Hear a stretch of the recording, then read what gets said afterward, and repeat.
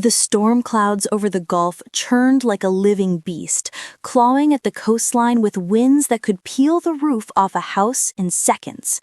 Hurricane Melissa had taken a sudden, terrifying turn overnight, strengthening into a Category 4 monster. Entire towns were being evacuated, highways jammed for miles. But hundreds of miles away, in a small Tennessee hangar, three Bates brothers stood shoulder to shoulder, faces tight, eyes determined. Today was not a normal flying day. Lawson checked the map spread across the table, the red hurricane tracking line arcing dangerously across Florida. Beside him, Nathan adjusted his headset, while Trace prepped the emergency gear. The three of them had flown missions before: search and rescue work, supply drops, volunteer medical transports, but this one felt different, more urgent, more dangerous.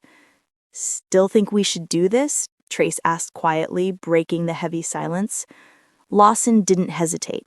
"There's a stranded family in Cedar Bay waiting on evacuation transport. Roads are underwater. Emergency teams can't reach them. We're their only way out." Nathan looked up, his jaw set. "If we don't go, no one will." Outside, the early morning wind whipped across the tarmac, sending dust into spirals. The storm wasn't there yet, but its breath already drifted inland. The brothers exchanged one last glance, unspoken but shared. This was going to be their final flight before the storm swallowed the region whole. The small plane sliced through the sky, each gust rattling the fuselage a little harder than the last. Nathan piloted, hands firm on the controls, fighting the turbulence. Trace monitored the radio chatter, listening closely to shifting weather advisories. Lawson leaned forward between them, eyes scanning the horizon where a dark mass was beginning to take shape. "Melissa's ahead of schedule," Trace muttered. "We're losing the window." "We just need enough to get in and out," Nathan said, though even he didn't sound convinced. The clouds ahead flickered with lightning. Then, through the static of the radio, a faint voice crackled in. "Bates mission team, do you copy? Cedar Bay flooding worsening. Family moved to second floor. Time is running out." Lawson exchanged a tense look with his brothers. "We're almost there. Tell them to hold on." As they approached the isolated coastal town, the destruction below became clearer. Roads had turned into rivers. Trees lay uprooted. The bay churned violently, swallowing docks and creeping toward homes. Nathan gritted his teeth. "We can't land in this." "Then we hover," Lawson countered. "Get close enough for the family to climb aboard. We've done it before." "Not in hurricane bands," Trace cautioned. A sudden wind shear jolted the plane downward, hard.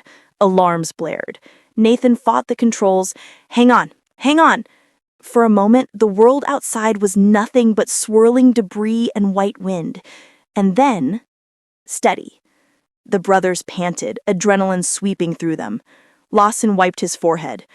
"Okay, let's get these people out, fast." They spotted the family, a mother, father, and two small children, waving desperately from the roof of their home. Water lapped dangerously close to their feet. "We're dropping the line," Trace said, lowering the rope harness as Nathan hovered with impossible precision. The wind fought them like a living creature. Twice the ropes swayed out of reach. Twice they circled back, refusing to give up. Finally, the father secured each child, sending them up first. When the little girl reached Lawson's arms, she was soaked, shivering, terrified, but safe. One by one, they lifted the family aboard. The moment the last person was inside, Nathan chatted, "Hold tight, we're getting out of here now." The plane surged upward, engines roaring as the first true hurricane band slammed into them. Rain hammered the windows, lightning streaked far too close for comfort. But they made it. Minutes later, though it felt like hours, they burst through the worst of the storm into clearer skies. Trace exhaled a shaky laugh. "Boys, remind me never to do that again." Lawson looked back at the rescued family, huddled together, tears of relief streaming down their faces. "That," he said softly, "is why we do it." Nathan steered them toward home, exhausted, shaken, but alive. The Bates brothers' final flight before Hurricane Melissa made landfall wasn't just daring, it was life-saving.